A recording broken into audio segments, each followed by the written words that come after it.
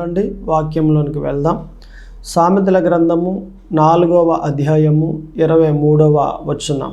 నీ హృదయంలో నుండి జీవధారలు బయలుదేరును, కాబట్టి అన్నిటికంటే ముఖ్యముగా నీ హృదయమును భద్రముగా కాపాడుకునుము. ఈ వాక్యాన్ని బట్టి మనం ప్రార్థన చేసుకుని వాక్య జ్ఞానంలోనికి వెళ్దాం. ప్రతి ఒక్కరూ కూడా దయచేసి ప్రార్థనలో ఏకీభించండి. ప్రార్థన. పరిశుద్ధుడా దేవా తండ్రి, ప్రభువా యేసుక్రీస్తు అయా, ఇదిగో ప్రభువా, చదవబడిన వాక్యములో నుండి మాతో మాట్లాడండి ప్రభువా.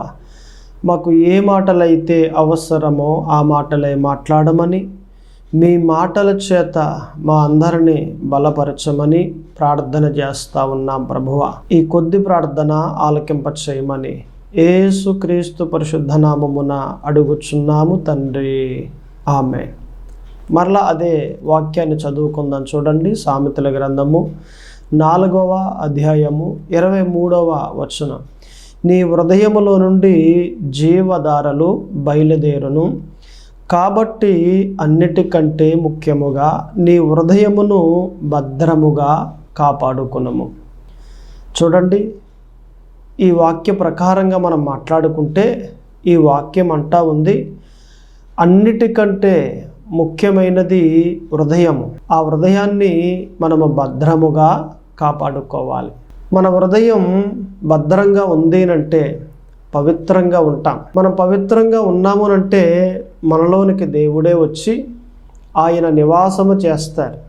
అంతేకాదు, మనలో నుండి జీవధారలు అంటే దేవుని వాక్కులు బయలుదేరి అనేక మందికి వెలుగుగాను అనేక మందికి రక్షణగాను ఈ జీవధారలు ఉంటాయండి.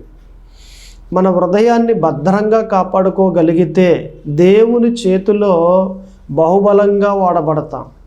కాబట్టి మనమంతా మన హృదయాన్ని భద్రంగా కాపాడుకోవాలి. నిజానికి చూడండి, మన ఇళ్లల్లో ఏమంటే గాజు సామానం ఉంటుంది. అంటే గాజు గ్లాసులు కానివ్వండి, లేకపోతే ఏమంటే గాజుకు సంబంధించిన పాత్రలు కానివ్వండి, ఇలాగున గాజు సామాను మన ఇంట్లో ఉంటుంది. వాటిని కడిగేటప్పుడు కానివ్వండి, శుభ్రం చేసేటప్పుడు కానివ్వండి, తుడిసేటప్పుడు కానివ్వండి, చాలా జాగ్రత్తగా తీసి చాలా బహుజాగ్రత్తగా వాటిని కడిగి మరలా ఎక్కడ తీసేమో అక్కడే జాగ్రత్తగా మనం పెడతాం. మీరు గ్రహించండి, వాటిని ఎంత జాగ్రత్తగా మనం చూసుకుంటామో అంతే క్షేమముగా అవన్నీ ఉంటాయి. అవి ఏమన్నా మన ఇళ్లల్లో కొన్ని సంవత్సరాల పాటు ఉన్నాయి అంటే వాటిని జాగ్రత్తగా మనము చూసుకున్నాం కాబట్టే ఉన్నాయి. లేదంటే ఉంటాయా? చూద్దాంలే, ఉంటాయిలే, ఇటువంటి నిర్లక్ష్యం మనలోనికి వచ్చేసింది అంటే ఖచ్చితంగా అవి ఏమైపోతాయట? పాడైపోతాయి. అది ఏదైనా కానీ ఏవండి, మనము జాగ్రత్తగా చూసుకోవడంలోనే ఉన్నది. అలాగునే వాక్య ప్రకారంగా మనము ఆలోచన చేస్తే మన హృదయాన్ని చాలా జాగ్రత్తగా చూసుకోవాలి. ఏదైనా ఒకవేళ తప్పు చేసే పరిస్థితి వచ్చిందా? చేయకుండా ఆగాలి. అబద్ధమాడే పరిస్థితి వచ్చిందా? అబద్ధం ఆడకుండా ఉండాలి. బూతులు తిట్టే అటువంటి పరిస్థితి వచ్చేసిందా? తిట్టకుండా ఆగాలి. ఏమండి, ఇలాగున ఏ ఏ సమయాల్లో నువ్వు తప్పు చేస్తావో ఆ సమయాన్న తప్పు చేయకుండా నీవు ఆగగలగాలి. అది కదా నీ హృదయాన్ని భద్రంగా కాపాడుకోవటం అంటే. ఇది చేస్తే నా హృదయం పాపంలోకి వెళ్ళిపోతుంది అన్న ఆలోచన నీవు కలిగి ఉండాలి. ఈ కార్యం చేస్తే, ఈ దొంగతనం చేస్తే, ఈ వ్యభిచారం చేస్తే, ఈ జారత్వం చేస్తే నా హృదయం పాపంలోకి వెళ్ళిపోతుంది అన్న తలంపు నీవు కలుగుంటే నీ హృదయాన్ని జాగ్రత్తగా కాపాడుకోగలుగుతా.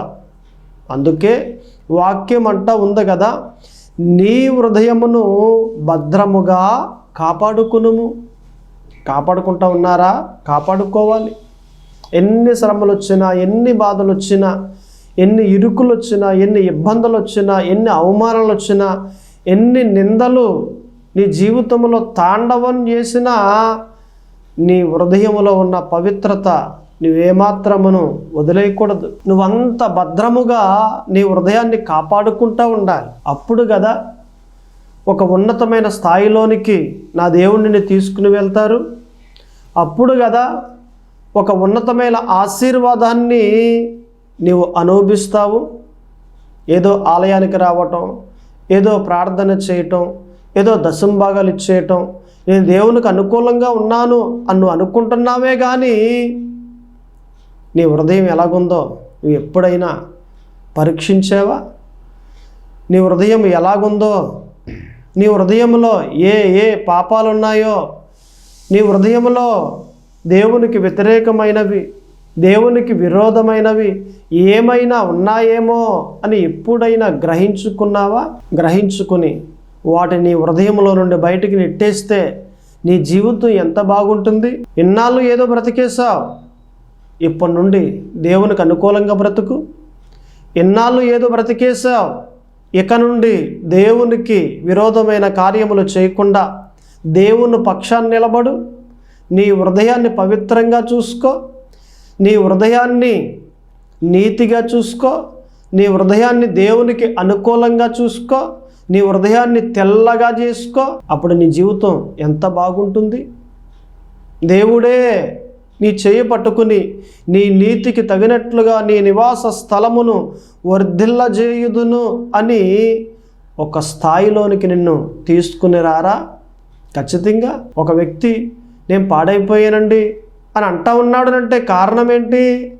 ఆ వ్యక్తి యొక్క హృదయము సరిచేసుకోలేదు, కాపాడుకోలేదు, పవిత్రంగా చేసుకోలేదు. ఎలా పడితే అలాగుంది, మచ్చ, డాగు, కలంకం అన్నీ తన హృదయంలో పెట్టేసుకున్నాడు కాబట్టి, దేవునికి విరోధంగా నడుస్తూ ఉన్నాడు కాబట్టి తన జీవితం ఎలాగైపోయింది అంటే దేవునికి వ్యతిరేకంగా, దేవునికి అనుకూలంగా లేక తన హృదయం దేవునికి ఇబ్బందికరంగా ఉండి తన జీవితాన్ని పాడు చేసేసుకున్నాడు. అగ్నిగుండానికి పోయే ద్వారమునందు నిలబడి ఉన్నాడు. ఒక వ్యక్తి దీవించబడాలి, ఒక వ్యక్తి హెచ్చింపబడాలి, ఒక వ్యక్తి దేవుడిచ్చే ఆ వాగ్దానాన్ని పొందుకోవాలి అని అంటే తమ హృదయాలను శుద్ధి చేసుకుంటేనే కదా, పవిత్రపరుచుకుంటేనే కదా వారి జీవితాలు బాగుండి దేవుని చేతిలో బహుబలంగా వాడబడతారు. ఒక్కసారి ఆలోచన చేయండి, ఒక్కసారి మీరు గ్రహించుకోండి మీ హృదయం ఎలాగుంది. ఈరోజు పరిశుద్ధాత్మ దేవుడు మాట్లాడుతున్న మాట, మీ హృదయాన్ని పవిత్రంగా చూసుకుంటా ఉన్నారా? భద్రంగా కాపాడుకుంటా ఉన్నారా? ఉండాలి. ఈ మాట పలికితే అరే నా ఆత్మీయ జీవితానికి మచ్చపడుతుంది కదా, అరే ఈ క్రియ చేస్తే, ఈ పని చేస్తే నా ఆత్మీయ జీవితానికి మచ్చ, డాగు ఏర్పడుతుంది కదా, ఇలాగున ఆలోచన చేసి మన హృదయాలు మనం కాపాడుకుంటే దేవుని చేతిలో బహుబలంగా వాడబడమా? నిశ్చయముగా వాడబడతాం. ఆమేన్. ఈ మాట ప్రకారంగా మనం ఆలోచన చేస్తే ఇక్కడ సొలొమోను అంటా ఉన్నారు కదా, నీ హృదయమును భద్రముగా కాపాడుకునుము. మన హృదయాన్ని భద్రంగా కాపాడుకోవాలి అంటే మనము 3 కార్యాలు చేయాలండి. అందులో మొదటి కార్యం చూడండి, పౌలు గారు రాసిన పత్రిక కొలస్సీ 2వ అధ్యాయము 11వ వచనం, మీరును క్రీస్తు సున్నతి యందు శరీరేచ్ఛలతో కూడిన స్వభావమును విసర్జించి ఆయన యందు చేతులతో చేయబడని సున్నతి పొందితిరి. ఈ వాక్యం ఏమండి పౌలు గారు రాశారు, కొలస్సీలో ఉన్న సంఘానికి రాశారు.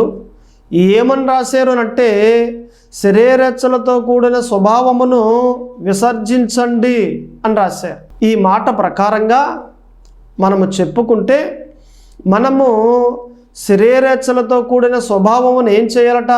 విసర్జించాలి. విసర్జన అనంటే అర్థం ఏంటి? విడిచిపెట్టుట, వదిలేయాలి. మన శరీరం ఎప్పుడూ కూడా సుఖాన్ని కోరుకుంటూ ఉంటుంది.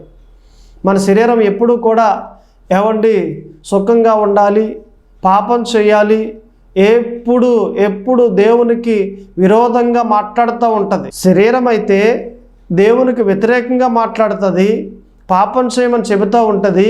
మన ఆత్మ అయితే దేవునికి అనుకూలంగా మాట్లాడుతుంది. అందుకే శరీరానికి ఆత్మకు రెండిటికి ఎప్పుడూ పడదు. ఈ రెండిటి మధ్యన పచ్చగడ్డేస్తే బగ్గుమంటది. అలాగుంటాయి రెండు ఎప్పుడు, మన శరీరము మన ఆత్మ. ఎంతసేపు ఏవండి శరీరం అంటది కదా, ఇదిగో సుఖంగా ఉండు, పాపం చెయ్యి, దేనికని సమయం అంతా వదిలేస్తూ ఉన్నావు, ఈ రోజులన్నీ అయిపోతే, ఈ యవన దశ అయిపోతే రేపొద్దుట ముసలోడు అయిపోయిన తర్వాత, పెద్ద వయసు వచ్చేసిన తర్వాత నువ్వు అప్పుడు సుఖంగా ఉండగలవా, సుఖంగా బ్రతకగలవా? కాబట్టి ఇప్పుడే ఎంజాయ్ చేయాలి ఈ జీవితాన్ని అని ఇలాగున ఎప్పుడు మన శరీరము సుఖాన్ని కోరుకో, పాపాన్ని చెయ్యి, ఇలా మాట్లాడుతూ ఉంటుంది. మన ఆత్మ అయితే అరే తప్పది, అలా చేయకు, అలా చేస్తే దేవునికి వ్యతిరేకంగా తిరగబడిపోతావు, దేవునికి దూరం అయిపోతావు, అగ్నిగుండానికి వెళ్ళిపోయే ద్వారమునందు ఉంటావు, నీవు నశించిపోతావు, నీ ఆత్మ పాడైపోతుంది. ఆత్మ మనల్ని ఎప్పుడూ కూడా దేవునికి దగ్గర చేయాలని హెచ్చరిస్తూ ఉంటుంది, గద్దిస్తూ ఉంటుంది, ఎవడు దేవునికి అనుకూలంగా మాట్లాడుతూ ఉంటుంది. శరీరం వేరు, ఆత్మ వేరు. శరీరము మనదే, ఆత్మ మనదే, కానీ రెండు కూడా ఒకదానికొకటి వ్యతిరేకంగా ఉంటుంది, ఎప్పుడు గొడవలే. అందుకే ఒక మాట ఉంది, 1 పేతురు 2వ అధ్యాయము 11వ వచనములో శరీరాశను విసర్జించాలి అనే పదాన్ని పేతురు రాశాడండి. చూడండి, కొంతమంది చేతిలో 10,000 కనిపిస్తే పద, నువ్వేం కొనుక్కున్నావు ఈ మధ్యకాలంలో, పద రాజమండ్రి, పద సిటీకి, ఏది 4 చీరలు తెచ్చుకుంది కానీ పద అని చెప్తూ ఉంటుంది శరీరం. ఆత్మ అంటది వద్దు, నీ చేతిలో 10,000 ఉన్నాయి కదా, పట్టుకెళ్ళి బ్యాంకులో వేయి, రేపు ఎప్పుడైనా కష్టకాలమందు తెచ్చుకుని వాడుకోవడానికి బాగుంటుంది అని అంటది. ఎవరైతే శరీర ఆశను నెరవేరుస్తారో వారు నష్టపోతారు. కొనుక్కోవాలి వస్త్రాలు, ఎంత మట్టుకు కొనుక్కోవాలో అంత మట్టుకి కొనుక్కోవాలి. దాయాలి, ఎంత మట్టుకు దాయాలో అంత మట్టుకు దాయాలి. మనం తినగా మిగిలినది కొంత మట్టుకు దాస్తేనే కదా కష్టకాలమందు మనము తెచ్చుకుని మరలా తినడానికి బాగుంటుంది. దాయకపోతే రేపు కష్టం రాగానే ఎవరి ముందరకు వెళ్ళి ఒక 10,000 ఇవ్వండి అని అడగాలి. ఎవరి మీదో ఆధారపడే అటువంటి పరిస్థితి మనం ఎందుకు తెచ్చుకోవాలి? దయచేసి మనం ఎలాగుండాలి అంటే శరీర ఆశను మనం విసర్జించాలి, శరీర కోరికలను మనం విసర్జించాలి, శరీరేచ్ఛలను మనం ఏం చేయాలట? విసర్జించాల. మనం ఎవరైతే శరీర కోరికను నెరవేరుస్తారో వారు ఖచ్చితంగా నష్టపోతారండి. ఒక ప్రాంతంలో ఒక పంతులు గారు ఉన్నారు. నిజానికి పంతులు మంచి పంతులు కాదు, వంకర పంతులు. పాస్టర్లో కూడా మంచివారు చెడ్డవారు ఎలాగుంటారో పంతుల్లో కూడా మంచివారు చెడ్డవారు ఉంటారు కదా. ఈ పంతులు ఎటువంటి వాడట? వంకర పంతులు. ఈయన సిటీకి వెళ్ళి ఒక 5 సంవత్సరాలు చక్కగా మంత్రాలు నేర్చుకున్నాడు. పెళ్లి మంత్రాలు, దినం మంత్రాలు, ఇలాగన అనేక రకాలుగా దేనికి ఏది చదవాలో, దేనికి ఎలాగన ఏ మంత్రం పలకాలో అన్ని మంత్రాలు స్పష్టంగా నేర్చుకుని, క్లియర్గా నేర్చుకుని 5 సంవత్సరాలు అయిపోయిన తర్వాత తన గ్రామం మరలా వచ్చేస్తూ ఉన్నాడు. తన గ్రామంలోకి వెళ్ళాలంటే ఒక ఏరు ఉంది, ఆ ఏరు దాటి వెళ్ళాలి. ఆ ఏరు దాటాలి అంటే దోణి ఎక్కాలి. ఆ ఒడ్డుకు వచ్చాడు. ఏవయ్యా దోణి మల్లయ్య, మరి దోణి కడతావా నాకు అని అడిగాడు. అయ్యా పంతులు గారు రండి, నేను తీసుకెళ్తాను. ఎంత ఇమ్మంటావు? మీరు ఎంత ఇస్తే అంత అండి, దానిదేముంది, తీసుకెళ్ళండి, రండి ఎక్కండి అని అంటే పంతులు గారు వచ్చారు, దోణి ఎక్కారు. ఎక్కిన తర్వాత ప్రయాణం చేస్తూ ఉన్నారు. సరిగ్గా సగం దూరం వచ్చేసరికి పంతులు గారు ఖాళీగా ఉన్నాడు కదా, పైగా వంకర పంతులు కదా, ఈ దోణి మల్లయ్యని అపహాస్యం చేస్తూ మాట్లాడుతున్నాడు. ఎలాగనంటే, ఏవయ్యా మల్లయ్య, నీకు పెళ్లి మంత్రాలు వచ్చా అని అన్నాడు. అయ్యా పెళ్లి మంత్రాలు వచ్చా? నాకెందుకు వస్తాయండి? మా నాన్న దోణి నడిపాడండి ఇదే రేవులో, మా తాతయ్య మా ముత్తాత వీళ్ళంతా దోణి దోసారండి, నేను కూడా అలాగనే దోస్తూ ఉన్నాను కదండి నా జీవితాంత కాలమును. దోను దోసే నాకు పెళ్లి మంత్రాలు ఎందుకు వస్తాయని పంతులు గారు? మీరేదో అపహాస్యం చేస్తున్నారు కానీ, ఏదో ఆట పట్టిస్తూ ఉన్నారు కానీ, మీరు అడిగేది ఏం బాగోలేదండి, నాకెందుకు వస్తాయి అని అంటే, పెళ్లి మంత్రాలు రావా?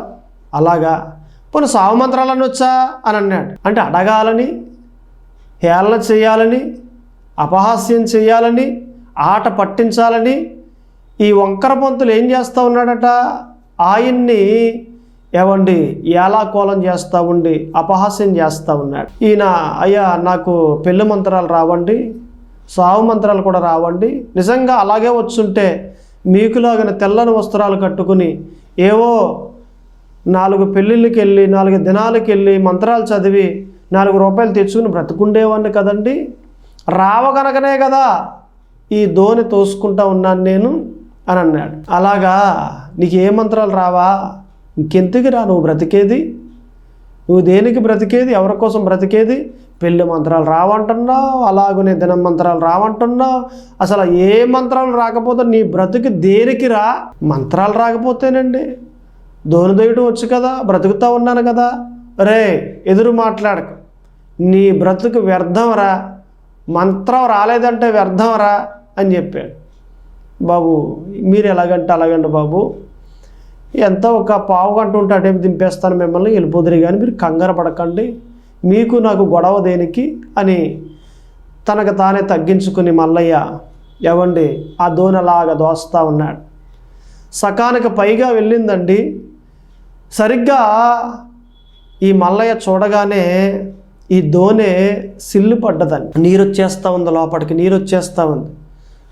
అయ్యో పంతులు గారు దోనె మరి సిల్లు పడిపోయింది, నీరు వచ్చేస్తుంది, పట్టుకోండి అనేసి డొక్కు తీసుకుని ఆ తోడుతూ ఉన్నారు ఇద్దరు. ఈ దోనె ఎంతలాగున నీరు తోడినప్పటికీ నీళ్ళన్నీ నిండిపోతూ ఉన్నాయి కానీ దోనె అంతకంతగా నీటిలోకి మునిగిపోతూ ఉంది కానీ ఇక ఏమాత్రం ఏవండి పైకి తేలే అవకాశమే లేదు, ఒడ్డుకి వెళ్ళే అవకాశమే లేదండి. ఈ మల్లయ్యకి ఇంకా అర్థమైపోయింది. అయ్యా పంతులు గారు ఇంతగా మీకు ఈత మంత్రం వచ్చా అని అన్నాడు. ఈత మంత్రం ఏంటి? నీటిలో బ్రతికేవాడికి, నీటిలో ప్రయాణం చేసేవాడికి ఏ మంత్రం వచ్చినా రాకపోయినా ఈత మంత్రం రావాలి. నాకు రాదు, నాకు పెళ్లి మంత్రాలు వచ్చు, దిన మంత్రాలు వచ్చు, అన్ని మంత్రాలు వచ్చు, కానీ ఈత మంత్రం రాదన్నాడు. నేను ఎలాగున ఈతను చూడండి అనేసి దోనిలోంచి ఉరికేసి ఈదుకుంటా వెళ్ళిపోతా, ఇదే ఈత మంత్రం పంతులు గారు, బాయ్ బాయ్ అని వెళ్ళిపోయాడు ఒడ్డుకి. ఈ దోణి మునిగిపోయింది, పంతులు గారు చచ్చిపోయాడు. నేను అంటాను ఈ వంకర పంతుల్లో ఏముందట? అపహాస్యం చేసే గుణము, హేళన చేసే గుణము, ఆట పట్టించే గుణము. నేను అంటాను ఇది ఎటువంటిది?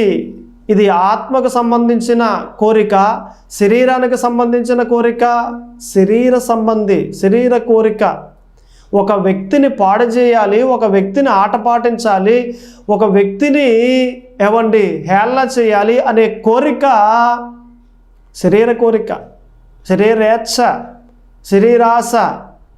దయచేసి నేను అంటాను శరీర కోరికను ఎప్పుడూ కూడా నెరవేర్చకూడదు, నష్టపోతారు ఖచ్చితంగా. పంతులు గారు నెరవేర్చారు, ఏమైపోయారట? నష్టపోయారు. పైన ఒక దేవుడు ఉన్నాడు కదా, ఆయన చూస్తూ ఉన్నాడు కదా, ఏ వ్యక్తి ఎలాగున మాట్లాడుతూ ఉన్నాడో, ఏ వ్యక్తి ఎలాగున బ్రతుకుతూ ఉన్నాడో అన్నీ ఆయన చూస్తూ ఉన్నాడు కదా. ఎవరు నష్టపోయారు ఇప్పుడు? దేవుని యొక్క ఉగ్రత రాగానే పంతులు గారు నష్టపోయారు. అందుకే శరీరేచ్ఛలను మనం ఏం చేయాలి అంటే విసర్జించాలి. మన రెండో మాటలోనికి మనం వెళ్తే ఇక్కడ మనకు కనిపిస్తుంది.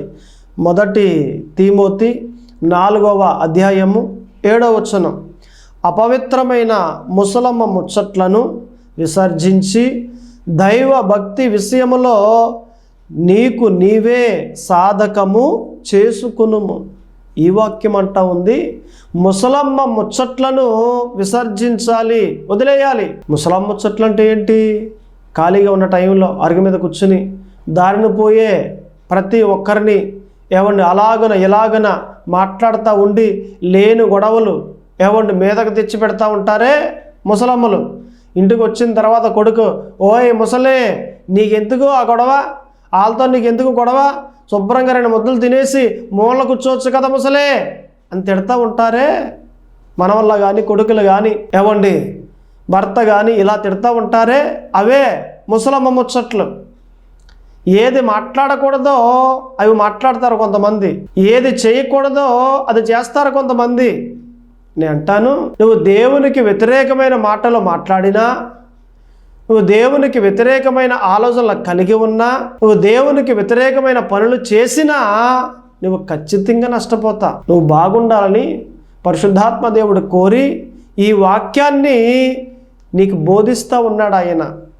నువ్వు దీవించబడాలి, నీ పిల్లలు దీవించబడాలి, నీ కుటుంబం దీవించబడాలి అని ఈ వాక్యాన్ని నీకు బోధిస్తూ ఉన్నాడు పరిశుద్ధాత్మ దేవుడు. కాబట్టి నువ్వు ఎలాగుంటావు అంటే నీ హృదయాన్ని భద్రముగా కాపాడుకో, శరీరేచ్ఛలను విసర్జించు, ముసలమ్మ ముచ్చట్లను విసర్జించు.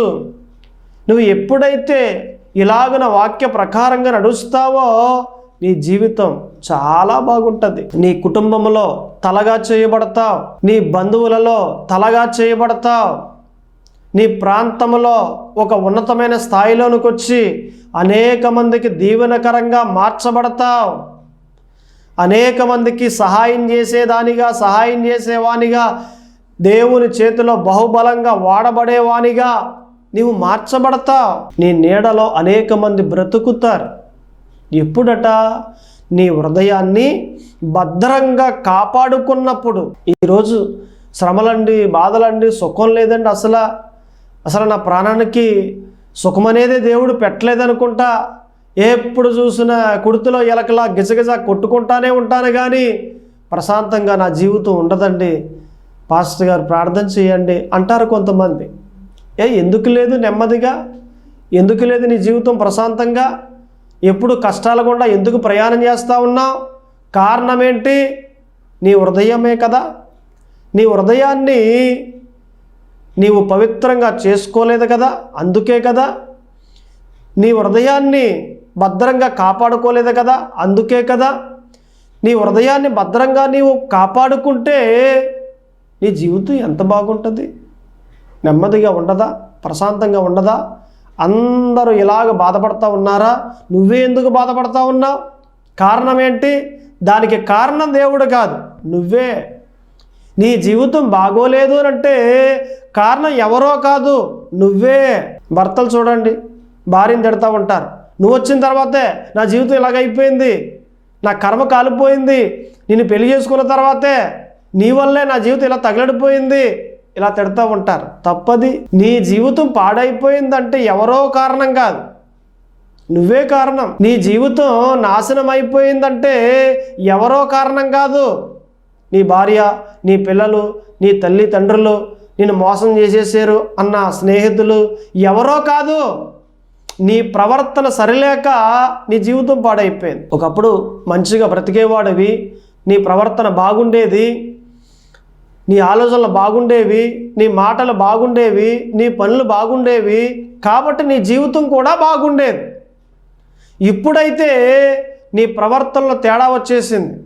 ఏదైతే మాట్లాడకూడదో అదే మాట్లాడుతూ ఉన్నావు, ఏదైతే పలకకూడదో అదే పలుకుతూ ఉన్నావు, ఏ పని అయితే చేయకూడదో ఆ పనే చేస్తూ ఉన్నావు, ఏ స్థలానికి వెళ్ళకూడదో అక్కడికే వెళ్తూ ఉన్నావు, ఏది చేయకూడదో అదే చేస్తూ ఉన్నావు. కాబట్టే నీ జీవితం పాడైపోయింది. నా భార్య అంటే కారణం కానే కాదు నువ్వే, నా పిల్లలంటే కారణం కానే కాదు నువ్వే. నువ్వు మారితే నీ బ్రతుకు మార్చబడుతుంది. నీ జీవితం పాడైపోయిందంటే కారణం ఎవరు? దేవుడా? నీ భార్య? నీ పిల్లల? నీ తల్లిదండ్రులా? నీ స్నేహితులా? కాదండి, మీకు అర్థం కావట్లేదండి. నా స్నేహితుడు నన్ను మోసం చేసాడండి, ఇద్దరు కలిసి వ్యాపారం చేస్తూ ఉంటే నేను మోసపోయానండి, డబ్బంతా ఆయన తినేసాడండి, అందుకే కాబట్టే నేను పాడైపోయానండి. అబద్ధం అది. నీ స్నేహితుడు నిన్ను మోసం చేసాడనంటే కారణం ఏంటో తెలుసా? నీ ప్రవర్తన బాగోలేదు కాబట్టి. నీ స్నేహితుడు నిన్ను మోసం చేయడానికి దేవుని దగ్గర నుండి అధికారం వచ్చేసింది, నిన్ను పాడు చేయడానికి దేవుని దగ్గర నుండి అధికారం వచ్చేసింది. నీ ప్రవర్తన బాగుంటే, నీ హృదయం పవిత్రంగా ఉంటే, మచ్చ డాగు లేకుండా నీ హృదయం శుద్ధి కలుగుంటే నీ జీవితం ఎంత బాగుంటుంది. నిన్ను ఎవరైనా మోసం చేయగలుగుతారా? చేయలేరు. ఎందుకంటే దేవుని యొక్క ఆత్మ, ఆయన హస్తాలు నీకు చుట్టూ కావులాగా ఉంటాయి. నువ్వు పాడైపోయావు అంటే కారణం నువ్వే. నీ ఆత్మీయ జీవితాన్ని పాడు చేసుకున్నా, నీ జీవితంలో చేయకూడని తప్పులు చేసావు కాబట్టి నీ జీవితం పాడైపోయింది. దయచేసి నేను అంటాను కదా, నువ్వు మారితే నీ బ్రతుకు మార్చబడుతుంది. నువ్వు మారు, నీ జీవితం మార్చబడుతుంది. కాబట్టి నీ హృదయాన్ని భద్రంగా కాపాడుకో. అలా కాపాడుకోవాలి అంటే 1 శరీరేచ్ఛలను విసర్జించాలి, 2 ముసలమ్మ ముచ్చట్లను విసర్జించాలి. 3వ మాటలోకి వెళ్దాం చూడండి. 2 కొరింథీ 4వ అధ్యాయము 2వ వచనం. అయితే కుయుక్తిగా నడుచుకొనకయు, దేవుని వాక్యమును వంచనగా బోధింపకయు, సత్యమును ప్రత్యక్షపరచుట వలన ప్రతి మనుష్యుని మనస్సాక్షి ఎదుట మమ్మును మేమే దేవుని సముఖమందు మెప్పించుకొనుచు, అవమానకరమైన రహస్య కార్యములను విసర్జించి ఉన్నాము. ఎవరన్నారు ఈ మాట? పౌలు గారు అన్నారు. ఎవరికి చెప్తా ఉన్నారట? కొరింథీలో ఉన్న సంఘానికి పత్రిక ద్వారా చెప్తా ఉన్నారు. ఏమని? అవమానకరమైన రహస్య కార్యములను విసర్జించి ఉన్నాము. ఇప్పుడు ఏం చేయాలి? వాక్య ప్రకారంగా ఎవరిలో అయితే రహస్య కార్యాలు ఉన్నాయో వాటిని మనం ఏం చేయాలి? విసర్జించాలి. మన 3వ మాట ఇది. మన రహస్య కార్యములను మనం ఏం చేయాలి అంటే విసర్జించాలి. అప్పుడు మన జీవితం అండి చాలా బాగుంటుంది. ఎన్నో ఉంటాయి రహస్య కార్యములు, ఎవరు చూడట్లేదు కదా, ఎవరు వినట్లేదు కదా. చూడండి, కొంతమంది మొబైల్ తీసుకుని గదిలోకి వెళ్ళిపోయి కరెంట్ లేకపోయినప్పటికీ ఉక్కుపోతా మరి మాట్లాడుతూ ఉంటారు. మొబైల్ బయటికి రారు. కారణం ఏంటి? ఎవరు వినకూడదు ఆ మాటలు, తప్పు చేస్తూ ఉన్నారు కదా. ఏవండి నేను అంటాను, రహస్య కార్యములు ఎవరు చూడట్లేదు అనుకుంటారు, మరి దేవుడు చూస్తూ ఉన్నాడే. ఎవరికి తెలియదు అనుకుంటారు, దేవుడికి తెలిసిపోయింది కదా. దేవుడికి ప్రతిదీ తెలుస్తుంది. నీ రహస్య కార్యములన్నీ కూడా దేవునికి తెలుసు. నువ్వేం చేయాలి? ఇప్పుడు రహస్య కార్యములను విసర్జించాలి, వదిలేయాలి, విడిచిపెట్టేయాలి. నీ రహస్య కార్యములను వదిలేస్తే నీ జీవితం బాగుపడుతుంది. కాబట్టి నీ హృదయమును భద్రముగా కాపాడుకో. అలా కాపాడుకోవాలి అంటే 1 శరీరేచ్ఛలను విసర్జించాలి, 2 ముసలమ్మ ముచ్చట్లను విసర్జించాలి, 3 రహస్య కార్యములను విసర్జించాలి, వదిలేయాలి, విడిచిపెట్టేయాలి. వారి జీవితాలు చాలా బాగుంటాయి. దేవుడు మిమ్మల్ని దీవించునుగాక. ప్రార్థన చేసుకుందాం. దయచేసి ప్రతి ఒక్కరూ కూడా కళ్ళు మూసుకోండి. ప్రార్థన. పరిశుద్ధుడా దేవా తండ్రి, ప్రభువా యేసుక్రీస్తు అయ్యా, ఇదిగో ప్రభువా, ప్రార్థన చేస్తూ ఉండగా మీ కృపాక్షేమములు మెండుగా కలగచేయండి ప్రభువా. ఇదిగో ప్రభువా, మా హృదయాలు భద్రంగా కాపాడుకోవాలి, పవిత్రంగా చూసుకోవాలి ప్రభువా. అటువంటి కృప దయచేయండి. ఎందరైతే విన్నారో వారందరిని దీవించి బలపరచమని యేసుక్రీస్తు పరిశుద్ధ నామమున అడుగుచున్నాను తండ్రి. ఆమేన్.